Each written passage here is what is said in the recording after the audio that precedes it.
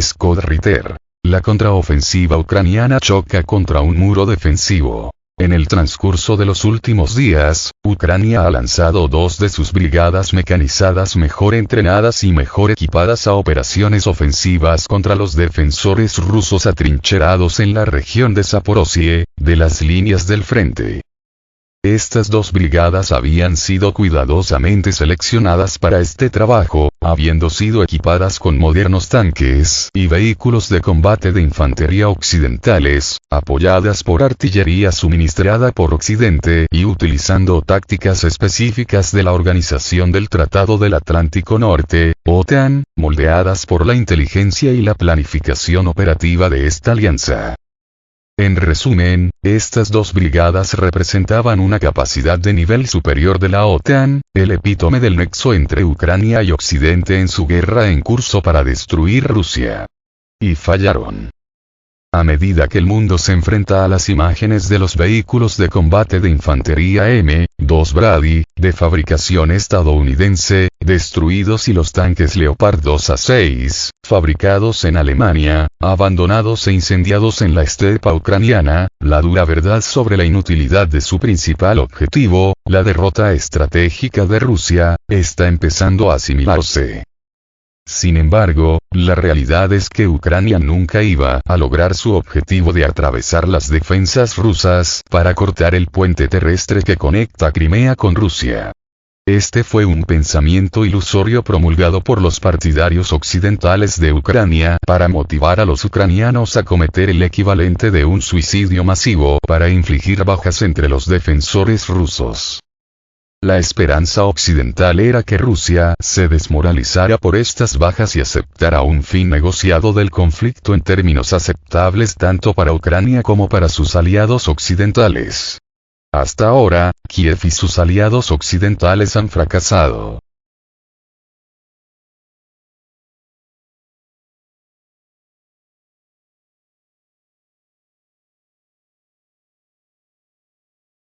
La génesis de este fracaso se puede deber a 2 cosas. Primero, la baja opinión que tenían Ucrania y sus aliados de la OTAN sobre las capacidades de combate del ejército ruso, y en particular de las fuerzas desplegadas en la región de Zaporozhye. Y segundo, las expectativas poco realistas asignadas al entrenamiento y el equipo de la OTAN que se había proporcionado a las fuerzas ucranianas con la tarea de romper las defensas rusas.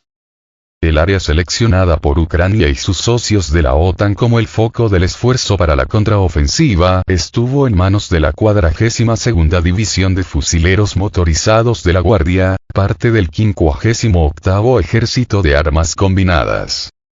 El Instituto para el Estudio de la Guerra, un grupo de expertos con sede en Estados Unidos con estrechos vínculos con Washington y la OTAN, afirmó que las tropas de la 42ª División de Fusileros Motorizados de la Guardia están compuestas predominantemente por reclutas y voluntarios movilizados y, por lo tanto, es probable que enfrenten algunos problemas por el entrenamiento y disciplina deficientes.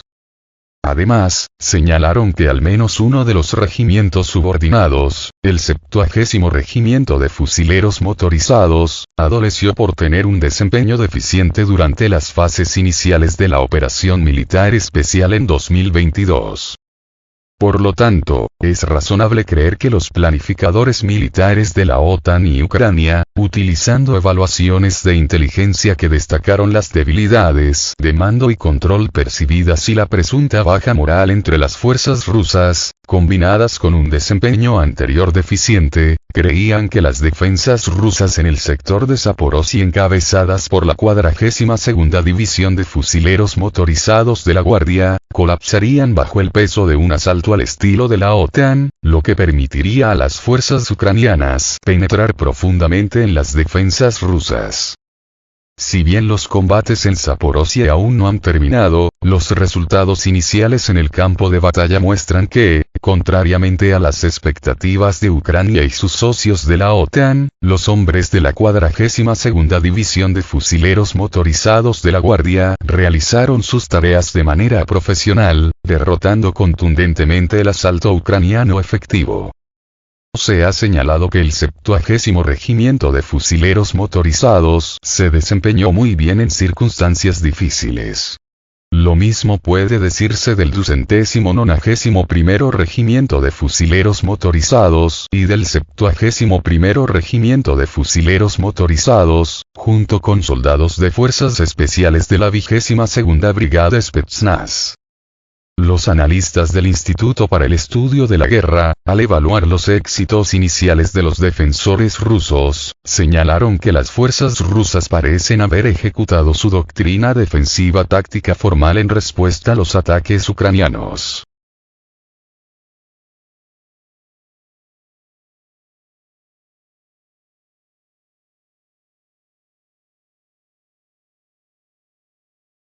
Esto, por supuesto, no debería haber tomado a nadie por sorpresa, ya que el individuo al mando de las fuerzas rusas en el área de Zaporozhye es el coronel general Alexander Romanchuk, el hombre responsable de concebir la doctrina defensiva rusa moderna.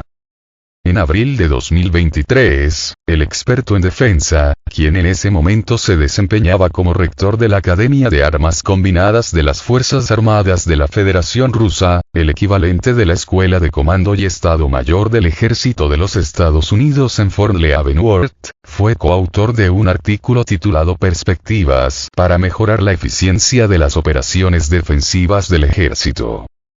En el artículo, Romanchuk señaló que la misión principal de una fuerza de defensa es neutralizar la iniciativa del enemigo que avanza, es decir, llevarlo al estado de imposibilidad de continuar avanzando con las fuerzas desplegadas. En última instancia, esto le permite reducir su actividad y tomar la iniciativa, pasando a una contraofensiva decisiva para derrotar al enemigo con grupos de choque. Esto representa una reafirmación de la doctrina de la era soviética. De hecho, Romanchuk se basa en la derrota de las operaciones ofensivas alemanas en las cercanías del lago Balatón en marzo de 1945 como una implementación ideal de esta doctrina, subrayando una maniobra audaz de las reservas, especialmente artillería. El hábil uso de las reservas antitanques, destacamentos vigilantes de obstáculos y la disposición de emboscadas de fuego por parte de las fuerzas rusas para derrotar el ataque alemán. Romanchuk, sin embargo, no se limitó a reiterar la vieja doctrina en su artículo. En cambio, enfatiza el concepto de fuerzas dispersas en la construcción de un esquema defensivo capaz de prevalecer en el campo de batalla moderno. Una operación defensiva dispersa debe convertirse en una respuesta lógica a un enemigo superior, escribe el experto en táctica militar. Tal operación se basa en la retención de áreas importantes, objetos y centros de transporte en direcciones separadas más importantes y se caracteriza por una distribución uniforme de fuerzas y recursos en áreas, y el uso descentralizado de formaciones y unidades militares de las Fuerzas Armadas. Fuerzas Armadas y Fuerzas Especiales. Romanchuk también describe el esquema de despliegue ideal para estas fuerzas dispersas, que se centra en 3 zonas de responsabilidad de defensa separadas por distancias de entre 8 y 12 kilómetros. Estos huecos están cubiertos por la artillería rusa.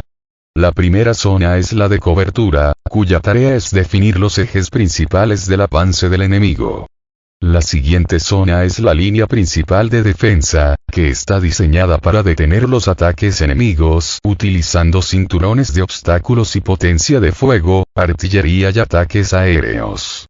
La última zona es la reserva, que es responsable de montar contraataques diseñados para hacer retroceder a las fuerzas atacantes a sus posiciones originales.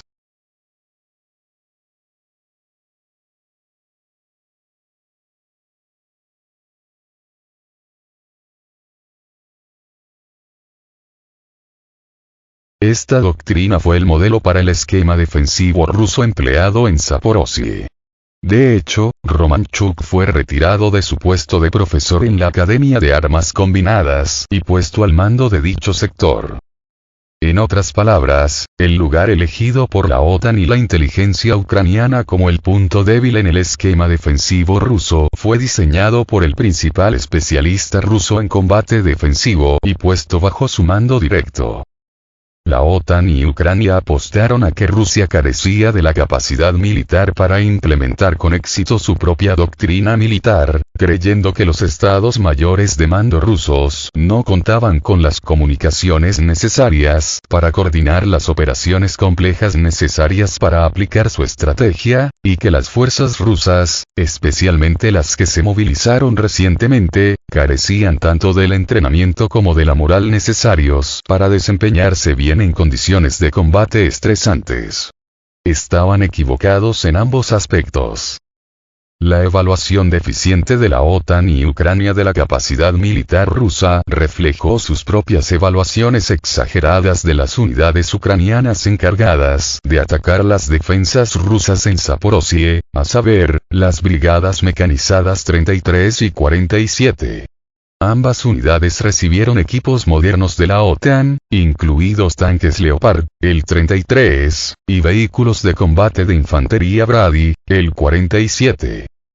Los oficiales y soldados de ambas unidades habían recibido la mejor formación que la OTAN podía proporcionar en relación con las operaciones modernas de armas combinadas, incluidas semanas de formación especializada en Alemania que se centraban en tácticas y operaciones de pelotón, compañía y batallón que integraban la potencia de fuego y la maniobra mientras se realizaban operaciones ofensivas. Las tropas ucranianas, trabajando codo a codo con sus instructores de la OTAN, comenzaron usando simulaciones por computadora para presentar las complejidades del campo de batalla moderno, antes de pasar al campo para recibir un entrenamiento práctico realista utilizando el mismo equipo que usarían, proporcionado por la OTAN, contra los rusos.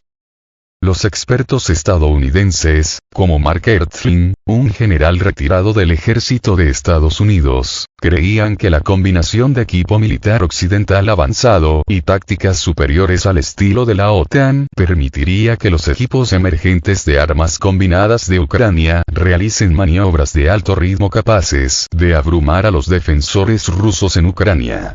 El exmando estaba equivocado.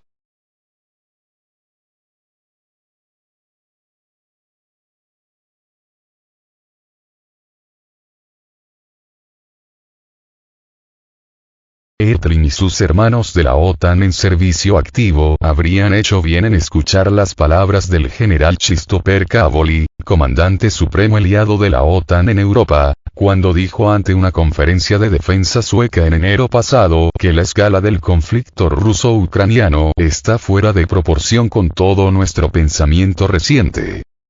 La conclusión de esta revelación es que la OTAN no está entrenada ni equipada para librar el tipo de lucha que exige que Ucrania avance hacia adelante contra Rusia. La triste verdad es que no hay fuerzas de la OTAN capaces de ejecutar con éxito las tareas ofensivas que se le han asignado a Ucrania. Nadie duda del coraje y compromiso de las fuerzas ucranianas que se han arrojado contra la barrera defensiva del coronel general Romanchuk, pero el coraje y el compromiso no pueden superar la realidad de que la OTAN carece de la capacidad, tanto en términos de equipo como de doctrina, para derrotar con éxito a Rusia en una confrontación de fuerza contra fuerza, especialmente una en la que Rusia juega a su fuerza doctrinal, operaciones defensivas, mientras la OTAN busca hacer algo, un ataque contra las defensas preparadas, en lo que no tiene experiencia. Además, la OTAN y el alto mando ucraniano arrojaron a las brigadas ucranianas contra la defensa rusa sin el apoyo de fuego adecuado, lo que significa que los rusos eran libres de maximizar su superioridad en artillería y poder aéreo para neutralizar y destruir las fuerzas atacantes ucranianas antes de que se pudiera generar el impulso esperado de la maniobra de alto ritmo. El resultado final. La realidad rusa superó la teoría de la OTAN en el campo de batalla, y es el ejército de Ucrania el que una vez más pagó el precio más alto. Además, no hay razón para creer que esta situación cambiará pronto, si es que lo hace alguna vez, un hecho que es un mal augurio para el futuro de Ucrania y la OTAN.